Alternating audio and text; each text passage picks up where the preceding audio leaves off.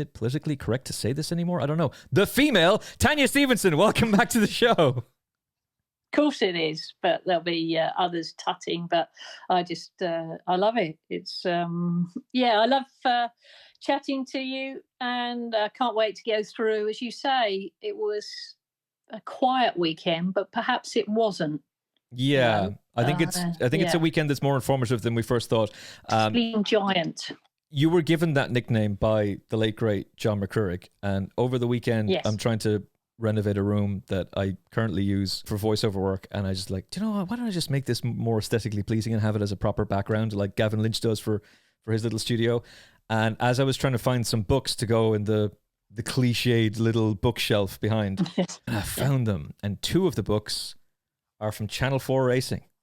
The Channel 4 A to Z guide of horse racing, and the Channel 4 Know Your Bets book, which I absolutely loved. Tremendous. Yeah, such great fun. Yeah. We've been talking a good bit about Channel 4 Racing from back in the day and how we'd all very much like that coverage now. An effortlessly cool and confident swagger about everything you did with racing. It was the best. Oh, thank you very much. But it was just a joy because we were all independent in the fact that we're all great individuals coming to chat to one another, and we all had differences of opinion, which was, but in a fun sort of way. Differences of opinion where you would chuckle at the end of heated, amusing debate, as it were, about horses, about the betting, about what was the future entries, about the politics of the sport. This was behind and in front of the camera.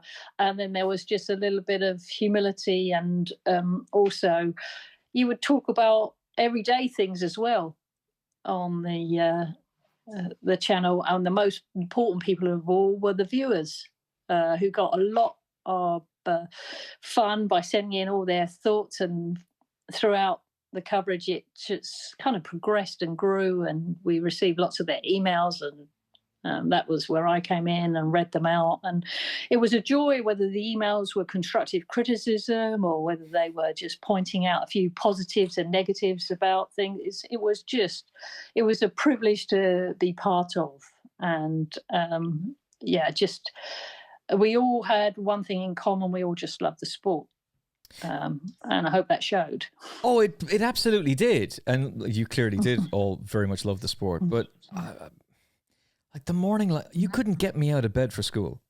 I had to be dragged out of bed by my lovely mother all those 5 days to be forced to go, essentially.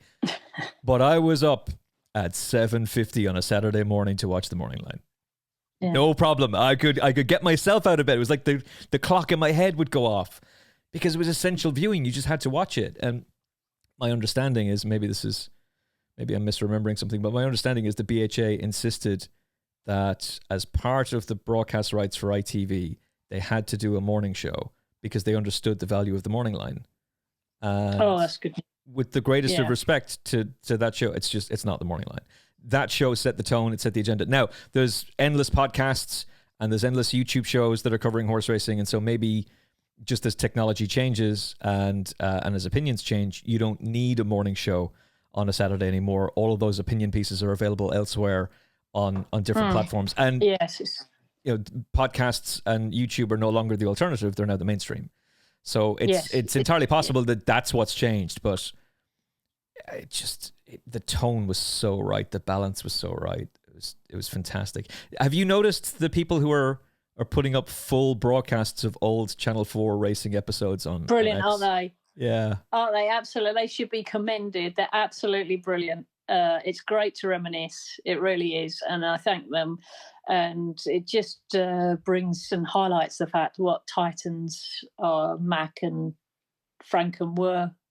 They were just titans of the sport, and of course McGrath as well, and just listening and seeing everything, there with cats and yeah, it just shows you how different the sport was and how much luxury we as Channel 4 had, because as you've just relayed, we didn't have to compete so much with all these wonderful podcasts, all these wonderful people that colour our lives now with their opinions on the sport. It's a treat to have them, but they should be embraced more. Oh yeah. Because we in fact, I should row that back. We did have all these wonderful people because they used to email our show. Yeah. And the only means they had to communicate at that point was electronically, was through the email. And by then, racing, I think still now, is a little bit archaic. The corridors of power of the sport, a little bit archaic in the fact that it doesn't realise that it can embrace all these wonderful podcasts, all these wonderful thoughts, and a little bit more. I think there was this lull, wasn't it? Once the emails were not used so more, or racing just ploughed on and did what it did. It didn't realise the value of the exposure these, like yourself and many other people giving exposure to the sport, have done so far. What would happen without the likes of yourself and many other superb people on social media that are giving exposure to the sport? There'd be less and less of a pull watching it, wouldn't there? I mean, it'd be absolutely frightening. Yeah, whether you agree with what we're saying now, what we're going to say about the Solaria, we are still opening a window to the sport. So someone would disagree and they'd be going off to their mates in a pub that might be reflecting by putting a mention underneath this podcast or other podcasts. But that's 1, 2, 3 hundreds, whatever, extra people that wouldn't be watching the sport other than that they do. And it should be embraced more and tapped into more. It's so crucial. But at the moment, the sport has been archaic. It hasn't moved on with technology at all, because we're lagging behind still. We're into AI now and all the super duper things that can do, and avatars, and we are so lagging behind. I know there's an Asian racing conference going on at the moment. I'm sure there'll be technology spoken in that. And we're so far behind. Yeah, I'm sure Julie Harrington will give another inspiring speech to the troops, and we'll come back to the UK with more fantastic and fabulous ideas. Oh wait, no, she'll be gone. Yeah, dearie me. Know your audience, know what the audience wants, and read the room. Read the room. We might talk about something at the end of the show. We might leave it. I don't know. We'll see how things go on this episode. I want to try and be optimistic, and I am optimistic about a lot of things in racing. I think the talent is incredible. Trainers, jockeys. There's a lot of owners who are. I was speaking to a young owner the other day. He's only 24 years of age, and he's had several winners already. And he wants to continue. He suffered a tragic loss recently with the horse, and could very easily have just gone, "No, that's it, I'm out." And instead is like, no, has dealt with that crippling blow, but wants to continue because he loves the sport and wants to support it. And I'd like to hear from more people like him.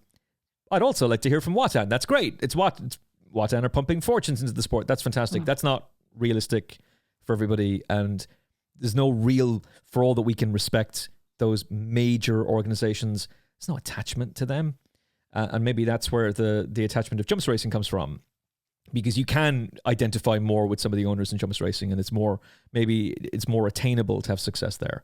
But I feel like this sport has become massively detached from its audience. And it doesn't. It presumes what its audience want. It's never ever asked it. It's never asked what the audience wants, because it presumes it wants, but it can't be the same because its audience is whittling away, because it's trying to attract a new audience which it can't get. And in the process is alienating the core audience, but it's never asked what the audience wants. And then, oh dear, I get really, really cross about this. It asked for help in getting the survey signed against affordability checks, and it asked for help, and they came in their droves to help. which is testament to everyone that supports the sport. But they never have done anything for racegoers beforehand, and there's been the silence has been deafening subsequent to that. So there's been no update. Obviously, I understand that, new government in, but even so, you could keep updates, and you could ask what they want, because constantly being fed the same racing calendar year in, year out is unacceptable. And that's for obviously I'm a lot older, but that's for the 40 years I've been in it, like more aware of it. I've been racing a lot longer than that, tethered to the pitch by mum and dad from my little toddler pram days. But I became more conscious of it like 40 years ago. But I could, barring a few meetings, probably not hard push, recite the meetings that are on week in, week out. So you sit here, I know coming up is Haydock this weekend. The week after, of course, we'll be going to Donny, and so on and so forth. You've got Cambridgeshire coming up, Cesarewitch coming up. I get that, but in between those meetings haven't changed too much. But all that's changed is less and less runners. But you haven't asked the public. You haven't asked those that count, that have day in, day out, gone out and supported the meetings. I love going. I went to the 3-day Brighton meeting recently. How fantastic was that? Fantastic. And it was quite a good crowd. We covered a lot of it on TalkSport. It was brilliant to be there for the 3 days. Absolutely loved it. Went by bus every day. Went through the turnstiles, sat down, had me fish and chips. And it was absolutely fantastic. But you kind of had to be self-sufficient. I thought it was fantastic because it was about 20 years since I've been to Brighton. We used to have a pitch there, but Brighton was Brighton. But they could have done so much more to tell you about, convey, look out for Tony Carroll, look out for these up-and-coming jockeys, look out for these horses. They love the track. There's nothing there. There's no sort of drum roll. Here's Tony Carroll with a runner in the race. Here's Billy Loughnane riding. Here's, Safi's got a mount or Holly's got a mount. Here's such and such who's going for his 4th Brighton win. He's a Brighton specialist. There's none of that ever. No. We covered all 3 days of it last year on TalkSport, but this year it's been manic with the sport between the Euros and the Olympics. Unfortunately, it clashed. Kind of interrupted a little bit, but we're hopefully, touch wood, we're back on stride now. And obviously the national on season will take over in the very near future. But I think in terms of, like, I had Oisin Murphy on the show before Flutter said he's not allowed to talk to anybody unless it's a Flutter product, which is, fair enough. Okay, if you think that's actually enhancing the sport, then all right, guys, well done to you. But he was making the point that when Julie Harrington was initially trying to get the fixture list reduced and was being blocked by 2 selfish interested parties, quite frankly, which is probably why Barry Hearn says he wouldn't touch horse racing with a barge pole, because there's too many interested parties, and he's right. That the fixture list that Julie Harrington, her cuts that she was proposing weren't going far enough, and that more needed to be done. He made that point. Several trainers came on the show and made that point. Owners came on. Sam Hoskins has eloquently explained that on numerous occasions. We've talked about that endlessly, and yet the fixture list came out last year. It was reduced, but again, people said not enough. And now they're just going, and by the way, it's the same next year. What are you doing? We're going to hit the same buffers again, the same problems, the same buffers, same problems, less runners, less people going.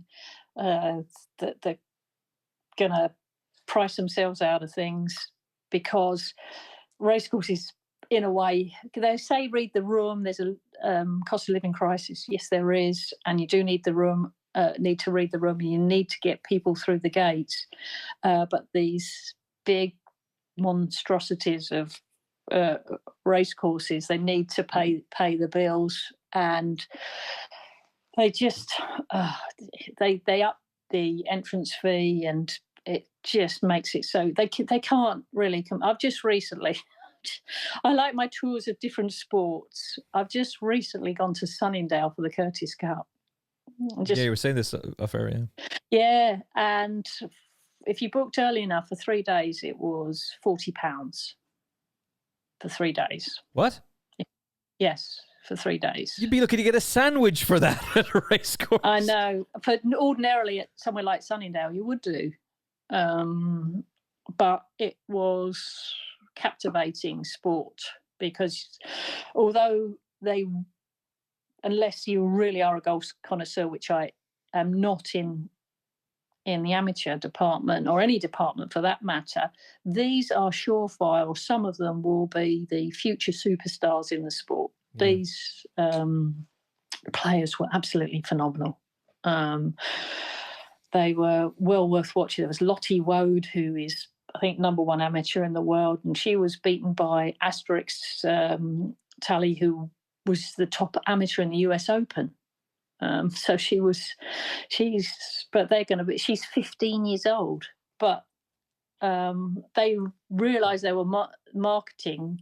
You can imagine ordinarily the Curtis Cup's going to be a lot of money to go to, but I don't know whether Sunningdale realised and made sure they had their biggest ever crowd for the 3 days, 7,000. They never normally get in attendance. But this is what racing is competing with. They complain and say they compete and they're up to date with taking on, say, football, but don't take it on. Yeah. Why do you have to say you're keeping on? Don't take it on.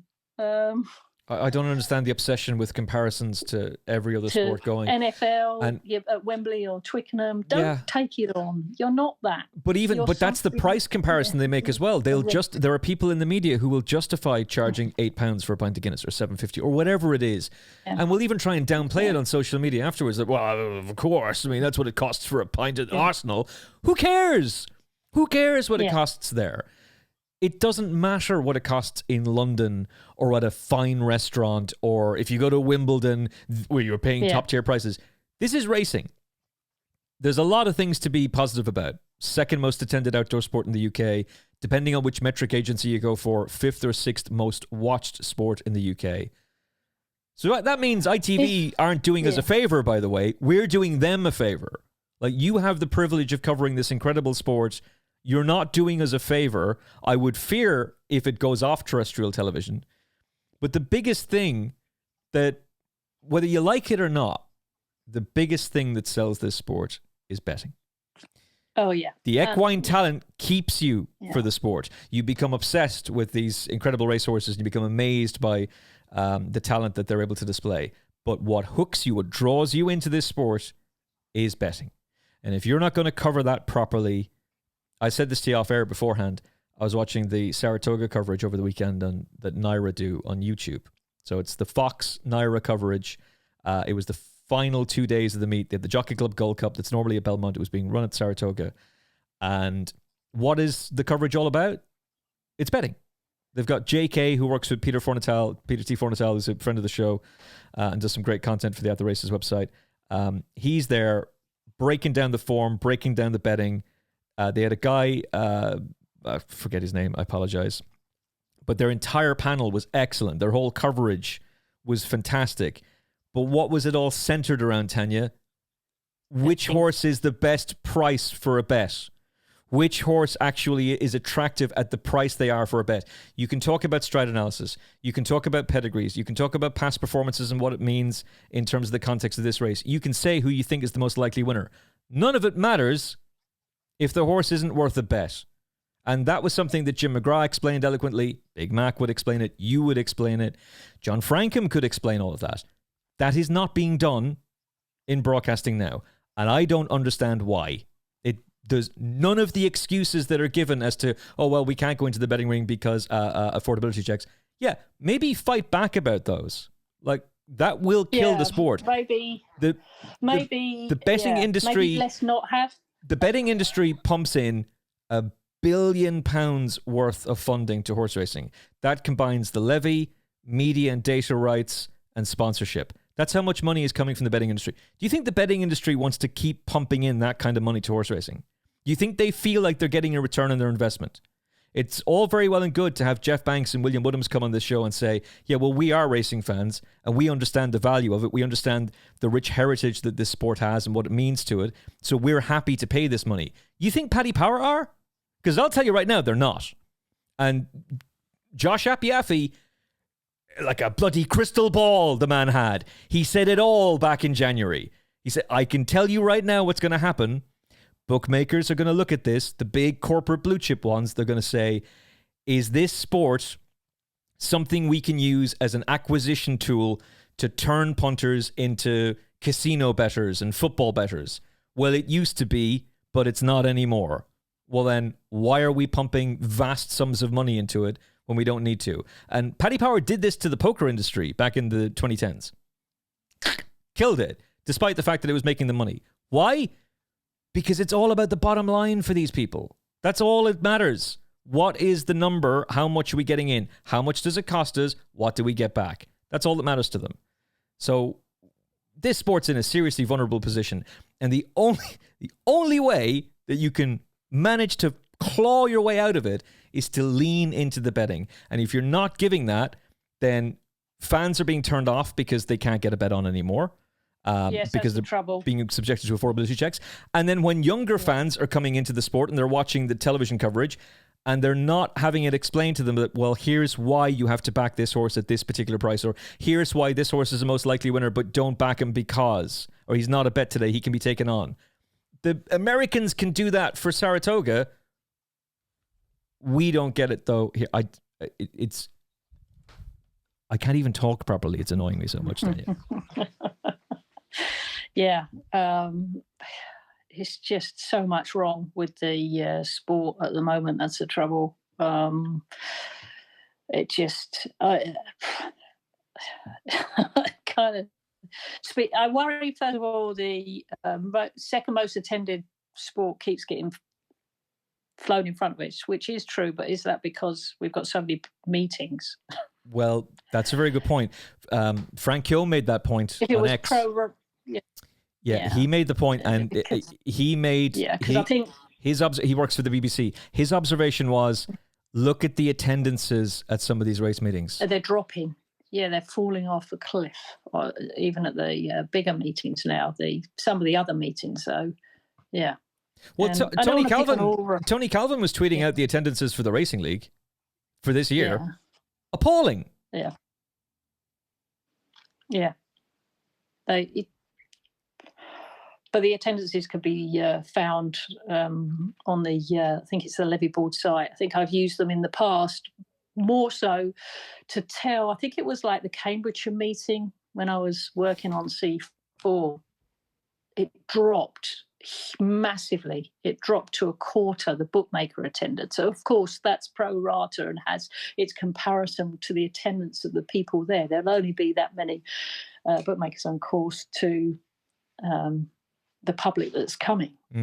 But that's just one of many meetings. It's harsh to pick on the Cambridgeshire meeting, but that was the one that resonated with me. There was a whole load of meetings I was going across September and early October in a matter of about a 10-year period that it was dropping off so badly, the bookmaker attendance. So it was, yeah. Well, is it actually worth their while to be paying for those pitches anymore? No. And that's another worry. And it wasn't taken on board. And I'd stopped appearing in front of camera in 2016. So we're 8 years on from that. Yeah. So it's that scary. Okay. So I would say, since the pandemic, for whatever reason, yeah. And I've seen different reasons given by various different people as to why. So it doesn't make sense what's being said because there's no consistency to the argument that's being put forward. But since the pandemic, the betting ring coverage is dead.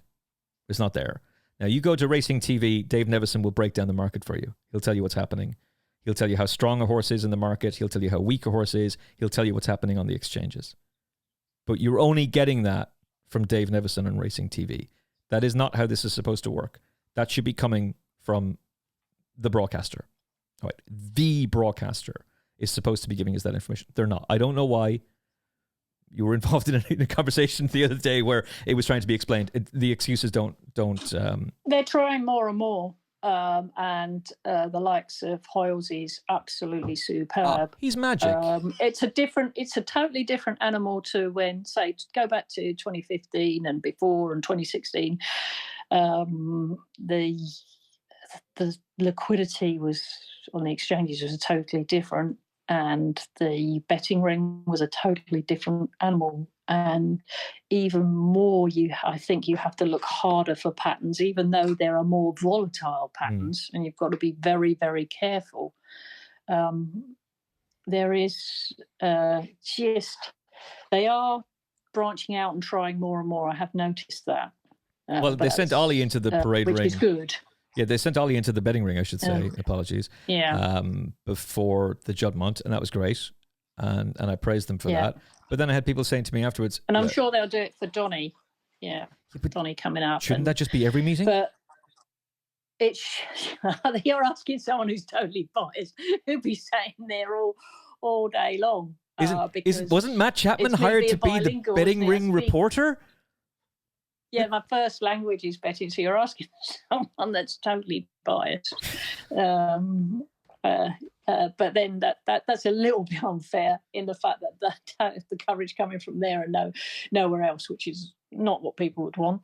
But there are stories to be told in plenty of times, and it wouldn't do any harm to, even if you don't go to them, to have someone there just to tell you some stories and see some faces and get some insight. And there's loads of stories to be told, and the Americans do this brilliantly. Like, they will do the little I think ITV do that brilliantly as well. The little montages they do, and the little breakdown featurettes of this is a horse and why is this horse special, or who is the connections of this horse, and telling you a little story about that. That's all great.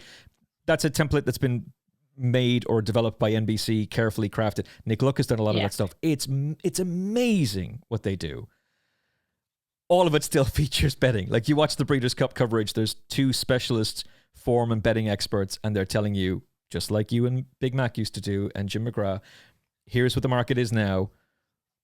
This is what we thought at the time. Now what do you think? Now that City of Troy is odds on, is he still a bet? No. And here's why. Here's why we're going to explain that to you.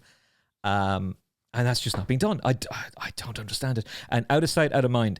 The whole thing for me about the betting ring was you and Big Mac's coverage of it. That's what made me want to go to the betting ring when I first went to a British racecourse. And I was super intimidated when I went in there. So I didn't have a clue what I was doing. I don't have a clue what I'm doing now, many would say.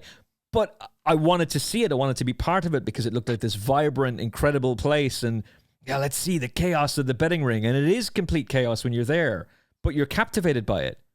Well, if you don't show it, then no one's going to care. And I think Brian Gleason does some great stuff when he's there, but he's not on enough. He's excellent. He's not on enough. He's on for the big meetings, and that's it. And that's not what this is. Racing.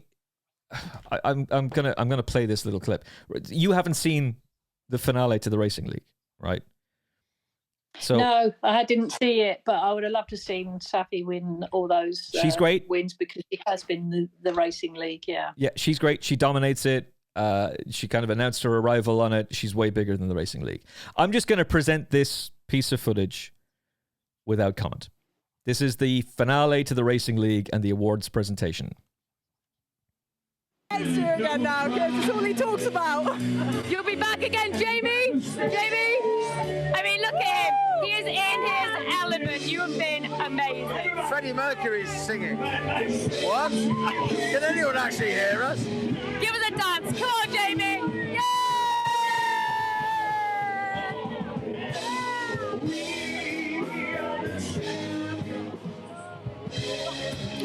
Well, everyone thought over the last week or so that it was an achievement to bring Oasis back. But I tell you what, if you think about it in real terms, much harder to bring Freddie Mercury back.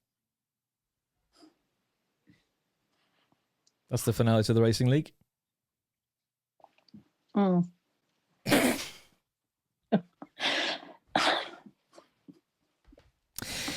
Anyway, moving swiftly along, shall we?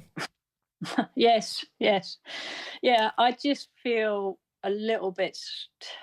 I feel so grateful and yet a little bit sorry for the people that have invested so much in trying to get the Racing League off the ground, because in part, of course, it's not for the likes of myself and yourself. It's an attempt to bring new people into racing. That's what I believed. And of course, at the start of it, they had massive characters that started off the Racing League, and yet there was no assistance to these. And there's been kind of no investment into the personnel that brought about the Racing League. It's more so been, enough said. Someone's come along, they've invested a lot in the sport. It's with the Racing League, which has been an entity that's had more detractors than it ought to have had. And it just needs lots of TLC or a big sit down with the person that has invested into this, because once again, this, I don't know what the sport's done. I didn't know what the sport did to deserve someone coming along to the Racing League. It's just, let's move on. I just get too cross and I say expletive, naughty words. So let's move on. Oh, you're allowed to do that on this podcast, by the way. And sometimes it's encouraged. I think the Racing League can work. I was the first year of it, covered it for TalkSport, covered it for the second year, covered it for the third year. I was on air the night the Queen passed away, which was quite an experience to be on air and throw to the news for that. But that's the thing I actually remember most. I'm very grateful for the fact that I was on air for that. That's a historic moment. I'll never forget it. I don't think I remember any of the horses who won at the Racing League.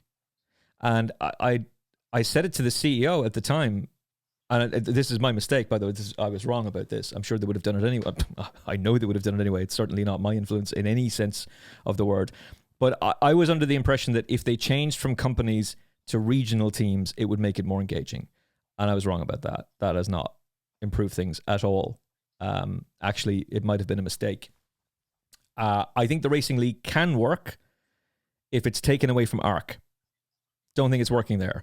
Or ARC and RMG are very happy to work together when it really suits them.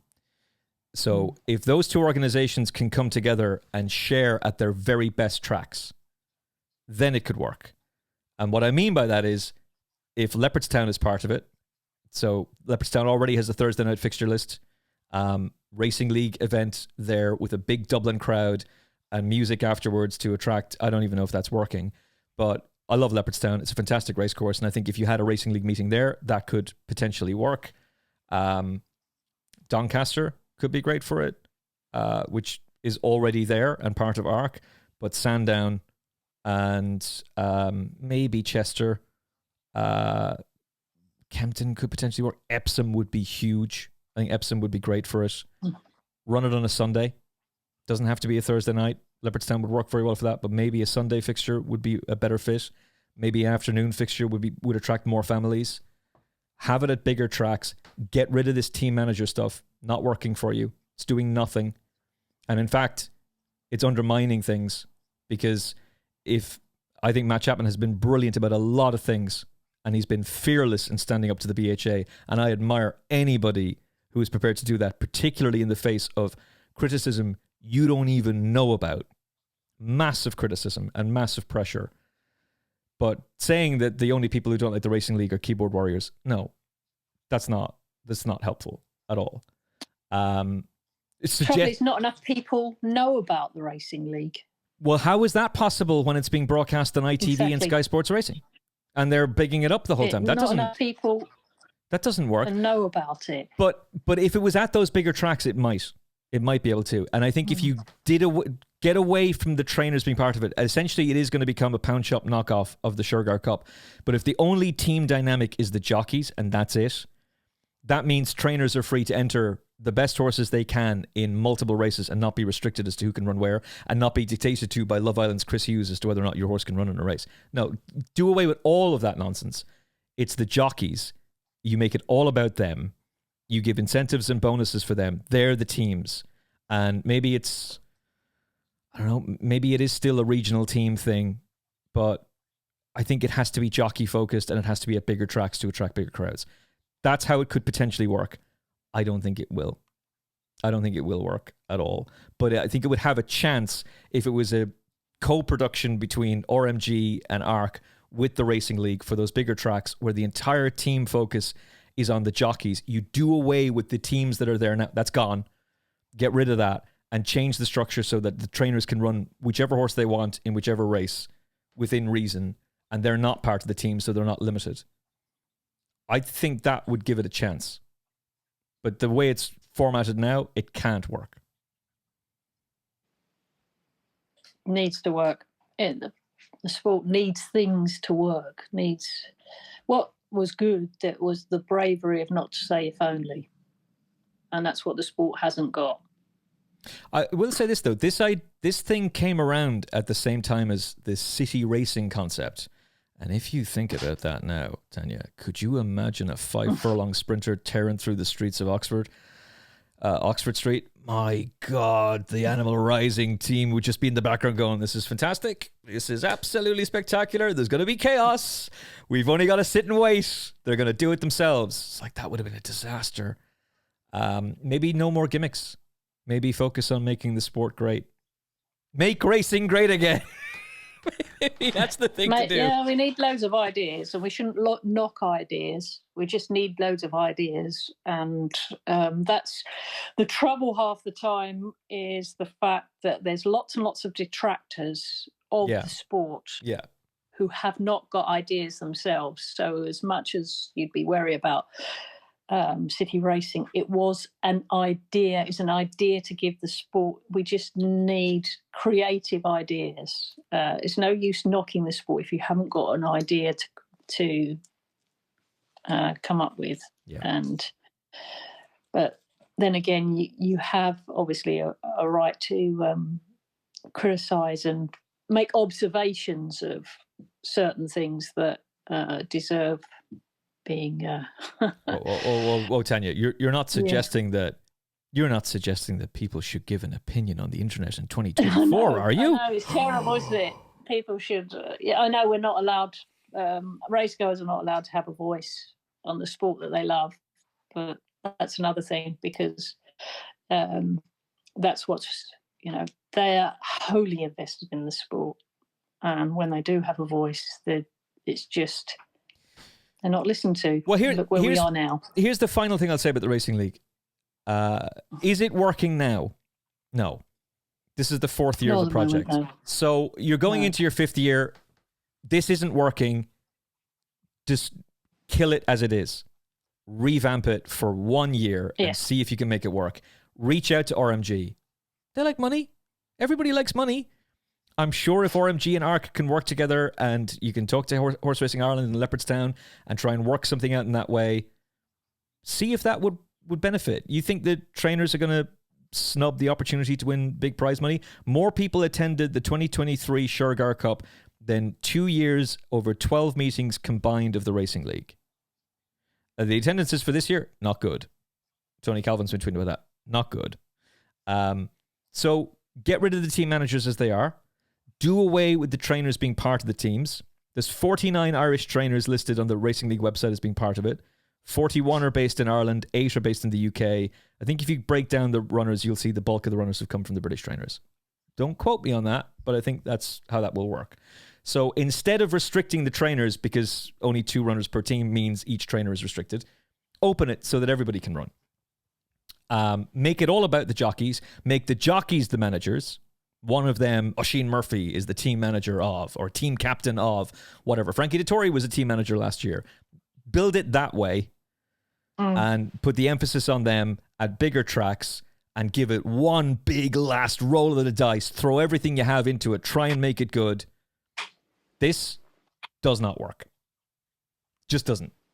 And all it's coming out as now is gaslighting and propaganda. And that's not going to help anybody.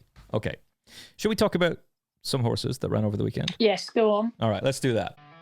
The Final Furlong podcast is proudly brought to you by Jeff Banks Bet, where tradition meets cutting-edge technology, and with major flat racing festivals on the horizon and the new jump season about to kick off properly, it's time to leave behind the corporate bookmakers who don't value your loyalty. At this point, you've got to be fed up of their restrictions, endless affordability checks, and losing out on incentives just because you dare to win a bet. Jeff is the bookmaker fighting for your right to bet, giving you the freedom to enjoy British and Irish racing the way it should be, and you can watch all that racing on the Jeff Banks Bet app. So say goodbye to bookies who want you to lose your hard-earned money on their online casinos, and say yes to unbeatable odds and a bookmaker that truly values your custom, Jeff Banks Bet. Final Furlong podcast listeners who sign up to Jeff Banks online using the promo code FFP500 can get 10% of any net losses returned as cash after your first month of betting up to £500. It's an offer you won't see anywhere else. Visit jeffbanks.bet today and enter promo code FFP500 and join the excitement. That's jeffbanks.bet using promo code FFP500, because your betting experience deserves more.